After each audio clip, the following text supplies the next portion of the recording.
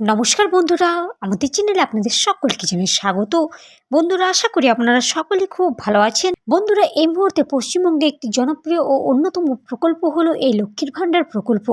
এই লক্ষ্মীর ভাণ্ডার প্রকল্প এমন একটি প্রকল্প, এই প্রকল্পের মাধ্যমে রাজ্যের কোটি কোটি মানুষ উপকৃত হয়েছে।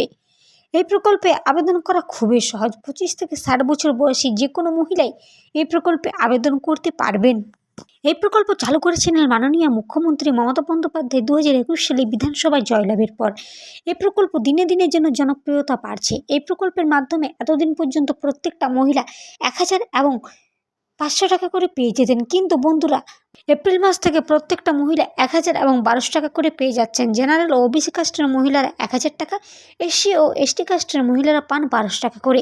টাকার পরিমাণ বৃদ্ধি করা হয়েছে, কিন্তু বন্ধুরা এত খুশির মাঝে একটাই দুঃখের খবর যে এছাড়াও অনেক লক্ষ্মীর ভাণ্ডার প্রকল্পের আবেদন বাতিল হচ্ছে। কেন বাতিল হচ্ছে চলুন জেনে নিন সমস্ত কিছু। মুখ্যমন্ত্রী বলেছে, একটি পরিবারের একাধিক মহিলা লক্ষ্মীর ভাণ্ডার প্রকল্পের জন্য আবেদন করতে পারেন, তবে শর্ত একটাই, 25 থেকে 60 বছর বয়স হতে হবে। 25 বছরের কম বয়সী মেয়ে বা নারীরা আবেদন করতে পারবেন না। এভাবে বন্ধুরা 60 বছরের বেশি মহিলারা আবেদন করতে পারবেন না, কারণ 60 বছর বয়সের পর বার্ধক্য পেনশন দেওয়া হচ্ছে রাজ্য সরকারের তরফ থেকে। এছাড়া বন্ধুরা এদের জন্য প্রয়োজন বয়সের প্রমাণ হিসাবে Aadhaar card, PAN card, ration card. এইগুলো সঠিকভাবে জমা না পড়লে টাকা দেওয়া হবে না, আবেদন বাতিল হয়ে যাবে। লক্ষ্মীর ভাণ্ডারের টাকা সরাসরি ব্যাঙ্ক অ্যাকাউন্টে পাঠানো হয়, কিন্তু বন্ধুরা এই স্কিমের সুবিধাগুলি পেতে একটি সিঙ্গেল ব্যাঙ্ক অ্যাকাউন্ট মহিলাদের নামে অবশ্যই থাকতে হবে।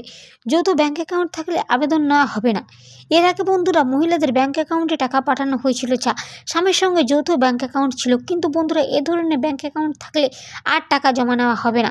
জানা গিয়েছে এই প্রকল্পের সঙ্গে যুক্ত 4,16,727 জন সুবিধাভোগীকে বার্ধক্য পেনশনে স্থানান্তর করা হয়েছে। তাদের বয়স ছিল 60 বছরের বেশি।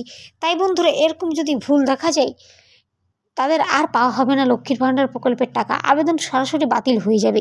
এছাড়া বন্ধুরা যারা এখনও পর্যন্ত টাকা পাননি, 2 থেকে 3 মাসের টাকা বকেয়া রয়েছে, তারা এই সেপ্টেম্বর মাসে প্রথম সপ্তাহের মধ্যে সকলে পেয়ে যাবেন টাকা। আশা করা যাচ্ছে সেপ্টেম্বর মাসের প্রথম সপ্তাহের মধ্যেই প্রথম কিস্তির টাকা সকলের ব্যাঙ্ক অ্যাকাউন্টে ঢুকে যাবে। এই ছিল বন্ধুরা আজকে লক্ষ্মীর ভাণ্ডার প্রকল্পের বিশেষ কিছু গুরুত্বপূর্ণ প্রয়োজনীয় আপডেট। এরকম প্রতিদিনের প্রয়োজনীয় আপডেট পেতে চ্যানেলটি অবশ্যই সাবস্ক্রাইব করে পাশে থাকা বেল আইকনটি প্রেস করে আমাদের সঙ্গে থাকবেন। ধন্যবাদ।